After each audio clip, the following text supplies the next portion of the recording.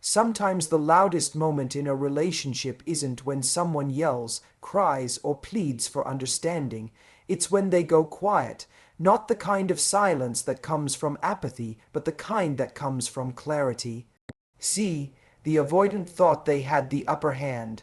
They thought the empath would always come back, always text first, always explain themselves, always make things easier for everyone else.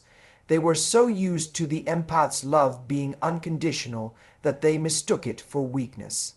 But there comes a moment when even the most loving heart realizes that care must have boundaries, that silence sometimes is not withdrawal, it's self-respect in its purest form. The avoidant wasn't ready for that. Because the empath's silence didn't come with anger, revenge, or manipulation. It came with peace, and peace is power. This silence didn't scream, "I hate you." It whispered, "I finally love myself enough to stop explaining why I deserve to be treated right." And that's when everything shifted. Because when the empath goes quiet, the avoidant loses their mirror. They lose the constant reassurance that made them feel safe without ever giving safety in return. Suddenly, the emotional supply they took for granted disappears, and they are forced to face the emptiness they kept running from.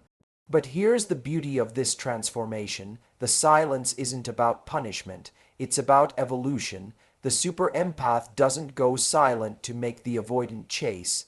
They go silent because they've remembered their worth. They stop trying to fix people who don't want to grow. They stop pouring into cups that have holes in the bottom. In that silence, the empath begins to heal slowly, quietly, powerfully. They rediscover their joy, their purpose, their self-trust. And while the avoidant may circle back, confused and intrigued by the newfound calm, the empath has already moved beyond needing validation.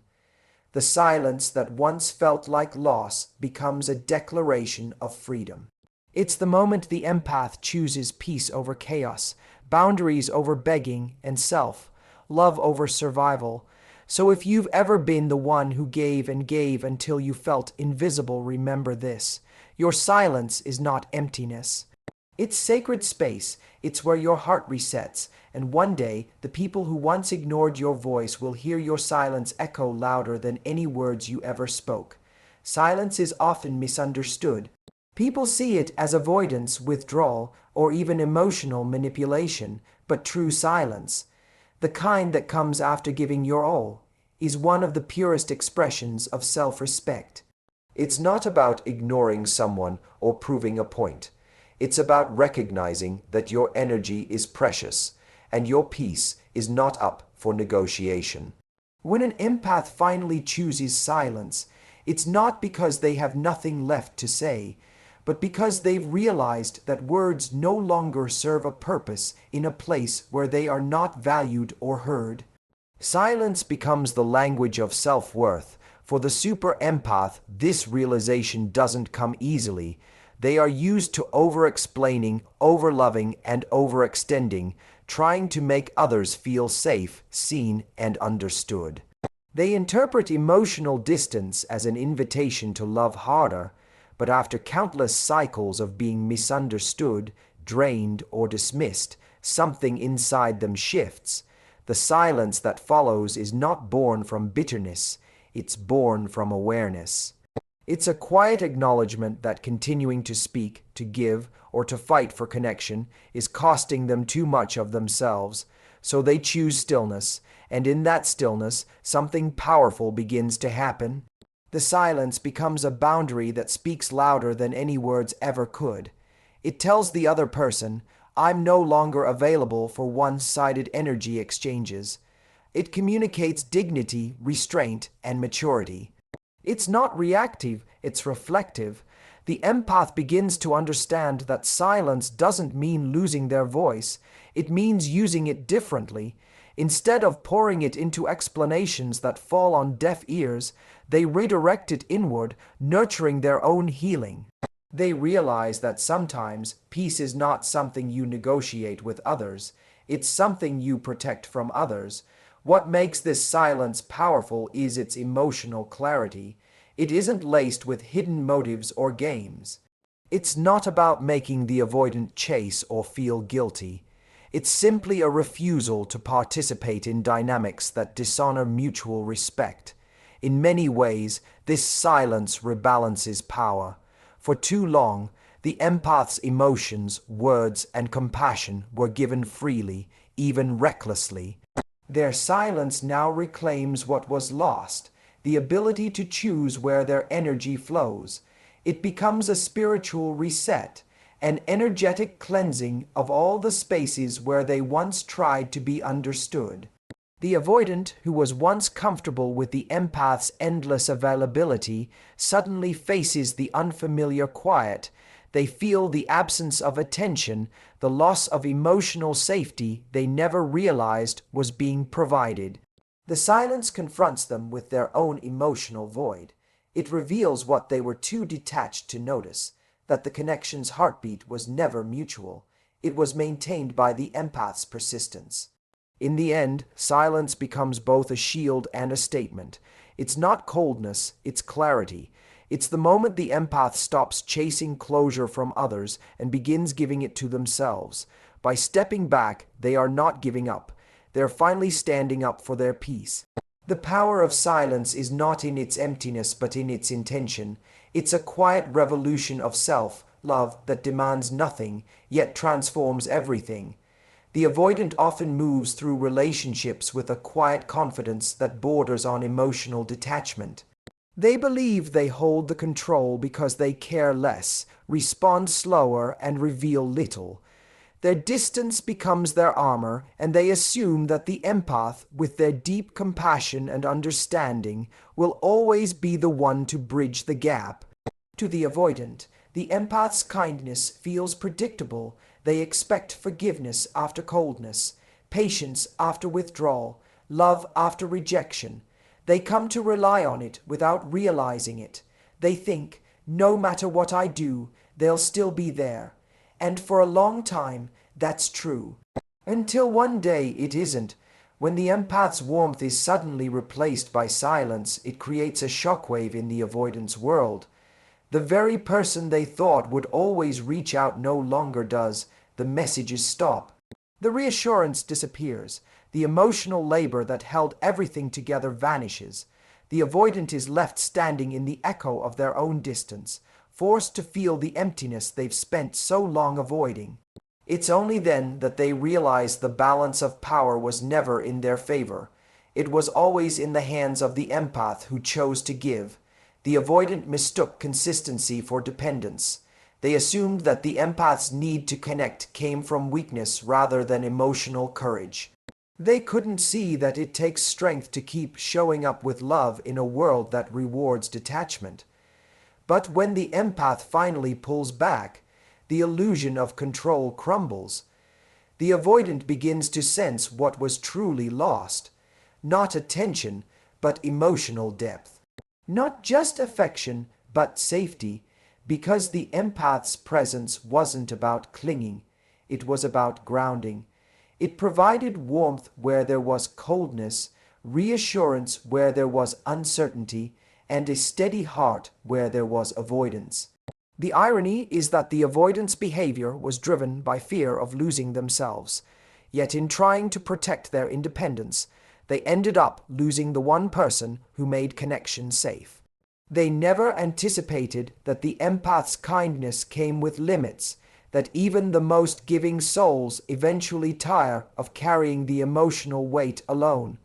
When that kindness is withdrawn, it exposes how much the avoidant depended on it.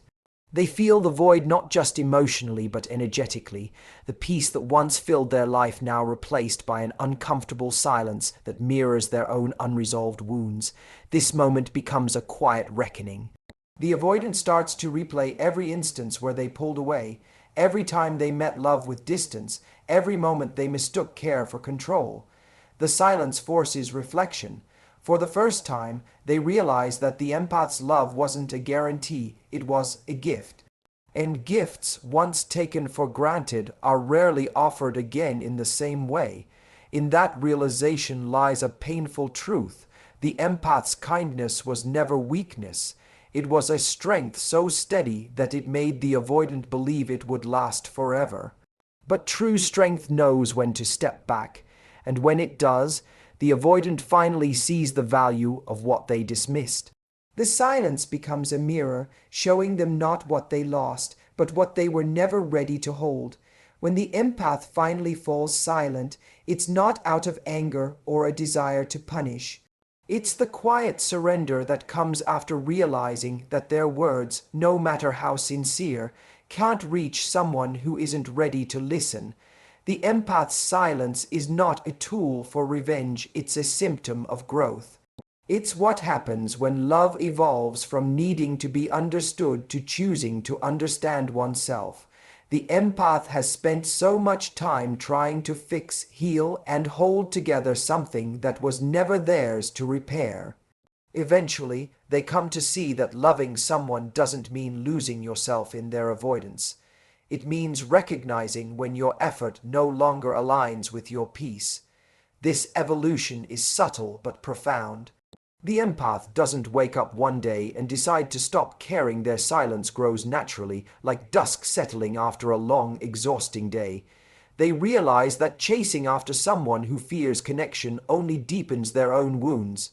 So they shift from trying to explain themselves to quietly observing. They stop pouring their energy into conversations that never resolve, arguments that go in circles, and dynamics that only serve to deplete them. The silence becomes their new language of self-preservation. There's a freedom in that transformation. For the first time, the empath stops defining love as effort. They stop believing that peace can only come when the other person changes.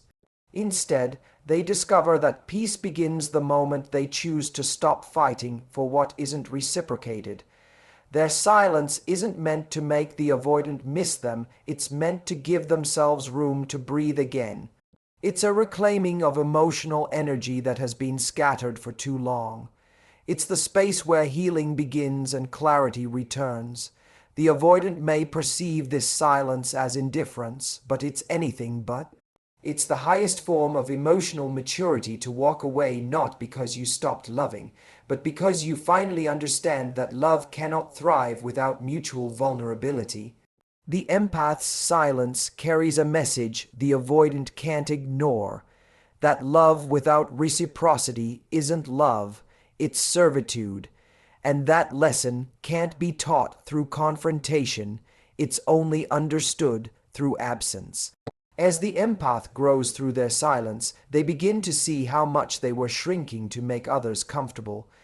They start to recognize the patterns, the cycles of explaining, apologizing, and proving their worth. And in recognizing them, they break them. Silence becomes their rebellion against the idea that love must always be earned through pain. It's a gentle yet firm refusal to participate in dynamics that require them to diminish their light just to be accepted. The most beautiful part of this evolution is that the empath doesn't become cold or bitter. They remain loving, just wiser. They realize that silence can be love too, the kind directed inward. It's the sound of boundaries forming, of self-worth solidifying, of peace returning. The empath's silence is not a closing of doors. It's the opening of a new chapter, one where they no longer chase love, but attract it through authenticity, calm, and self-respect. When the empath finally goes silent, something profound happens. The avoidant loses their mirror. For so long, the avoidant's sense of emotional safety came not from within, but from the empath's constant reassurance. The empath reflected back to them patience when they withdrew, warmth when they were cold, and understanding when they were defensive. The empath's presence created a soft landing for the avoidant's fear of intimacy. But when that presence fades, the avoidant is left face to face with themselves, with no emotional buffer to absorb their distance. It's like standing in front of a mirror that suddenly vanishes. All that's left is the raw emptiness they had been hiding from. The empath's silence exposes what the avoidant has always tried to escape, their own emotional vulnerability. Without the empath there to interpret, soothe, and stabilize, the avoidant can no longer distract themselves from the truth. The peace they once felt wasn't genuine calm, it was the empath's grounded energy holding the space. The comfort they mistook for control was actually dependence. The empath's emotional consistency masked the avoidant's inner chaos, and their absence reveals just how unsteady the avoidant truly is. This moment is both unsettling and revealing. The avoidant begins to notice the absence in ways they don't fully understand. The conversations that once felt suffocating now feel hauntingly quiet. The messages they used to ignore no longer come, and the silence grows louder each day. It forces them to confront the reality that the connection they believed they didn't need was the very one keeping them emotionally alive. They begin to see that their avoidance wasn't power, it was fear disguised as independence. The empath's silence becomes a mirror, not because it shows the avoidant who the empath was, but because it reflects who they have become. It highlights their inability to connect, their discomfort with emotional intimacy, and their habit of running from love instead of receiving it. What once felt like safety staying distant, staying detached now feels like isolation. The avoidant starts to feel the weight of what they pushed away. Meanwhile, the empath's silence is not vindictive, it's healing. It is the byproduct of no longer taking responsibility for another person's emotional work. By stepping back, the empath creates space not only for their own recovery, but also for the avoidant's awakening if they choose to face it. The silence invites the avoidant to finally sit with their discomfort, to realize that love requires reciprocity, and that connection cannot survive when only one person is emotionally present.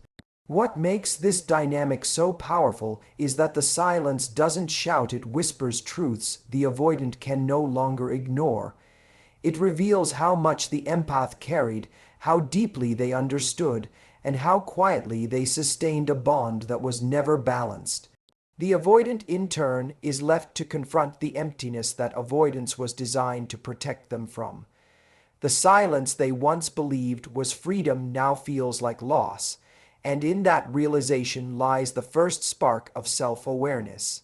The mirror may be gone, but the reflection it once offered lingers, a reminder that love cannot be one-sided and that emotional safety must come from within, not from someone else's devotion. The silence that follows the empath's withdrawal is not the end of a story, it's the beginning of liberation.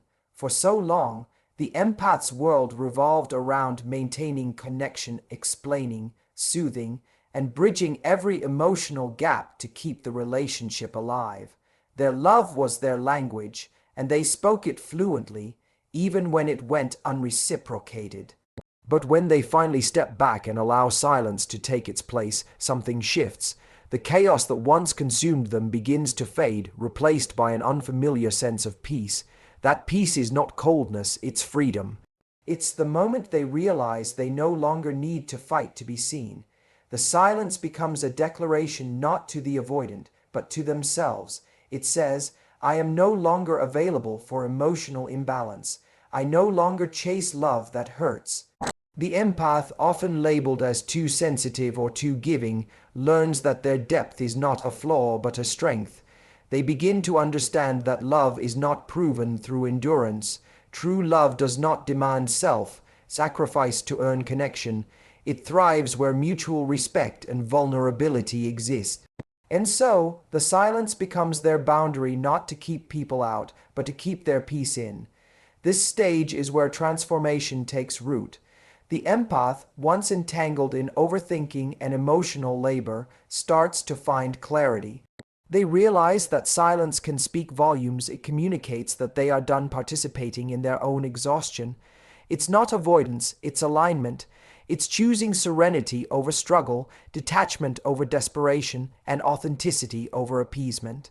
They learn to find comfort in their own company, to trust their intuition again, and to recognize that solitude is not loneliness but restoration.